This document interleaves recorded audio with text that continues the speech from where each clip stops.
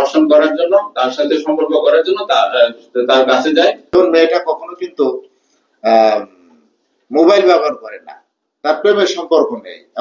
প্রেমের প্রস্তাবে রাজি না হওয়ায় নাফিসা আঞ্জুমকে হত্যা করল 2 সন্তানের জনক ঘাতক জুনেল। মৌলভীবাজারের কুলাউড়া স্কুল শিক্ষার্থী নাফিসা জান্নাত আঞ্জুমকে হত্যা মামলার রহস্য উদ্ঘাটন করেছে পুলিশ। এ ঘটনায় ভিকটিমের প্রতিবেশী ঘাতক জুনেলকে গ্রেফতার করা হয়েছে। এছাড়া আসামির দেখানোর মতো এবং পুলিশের তল্লাশিকালে হত্যাকাণ্ডের আশেপাশে বিভিন্ন স্থানে ফেলে রাখা ভিকটিমের পরিহিত বোরকা, স্কুল ব্যাগ, বই ও একটি জুতা উদ্ধার করেছে পুলিশ। আটক করা হয়েছে, তার নাম জুনেল মিয়া। আমি কিন্তু প্রথমে বলেছি এই ক্ষেত্রে সবচেয়ে ভালো ভূমিকা রেখেছেন আপনারা। যেমন মেয়েটা কখনো কিন্তু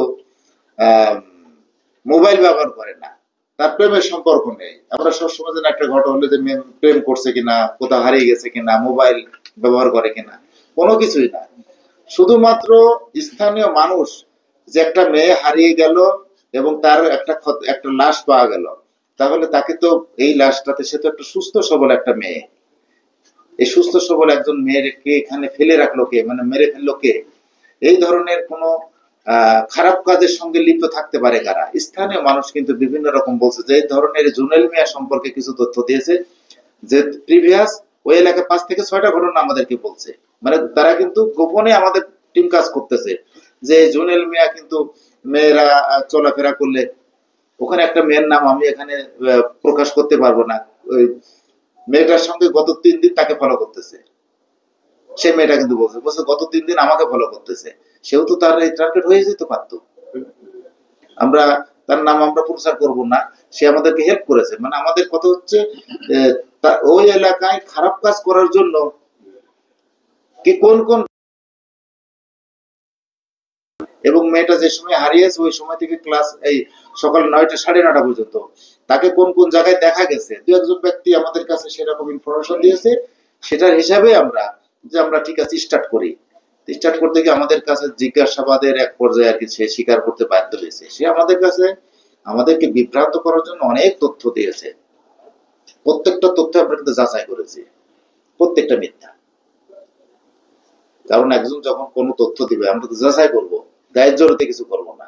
দেখেছি প্রত্যেকটা তথ্য সেই মিথ্যা, তার সত্য কোনটা, সত্য শেষে দেখা যাচ্ছে সে হত্যা করেছে। কোন সাইডে তার যাওয়ার ব্যাপক, মানে আমরা ব্যাপকতা দেখি, তখন থেকে আমাদের সন্দেহ আরো বাড়তে থাকে। আমরা জিজ্ঞাসাবাদ করি ওখানে বিকাল 2টা থেকে রাত 10টা পর্যন্ত আমরা জিজ্ঞাসাবাদ করি। সে মানে অনেক কিছু স্বীকার করে, আবার স্বীকার করে না। এক পর্যায়ে আমাদের এসপি স্যার নিজেই বললেন যে তোমরা এসপি অফিসে চলে আসো, আমরা এখানে জিজ্ঞাসাবাদ করি।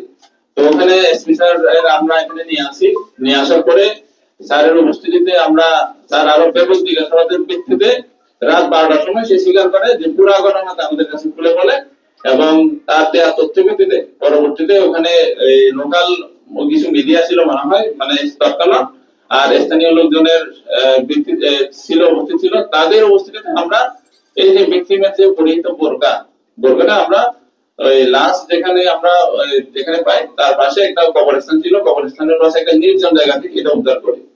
এবং পুরো ঘটনাটা সে আমাদের সঙ্গে ব্যাখ্যা করে যে কিভাবে এই মহিলা এই মেয়েকে করে মারে। মূলত হচ্ছে এই মেয়েটাকে সে করার জন্য, দর্শন করার জন্য, তার সাথে সম্পর্ক করার জন্য তার কাছে যায়, তার সাথে কথা বলার চেষ্টা করি, কিন্তু মেয়েরা তাকে বিষয়গুলো প্রশ্ন দেয় নাই।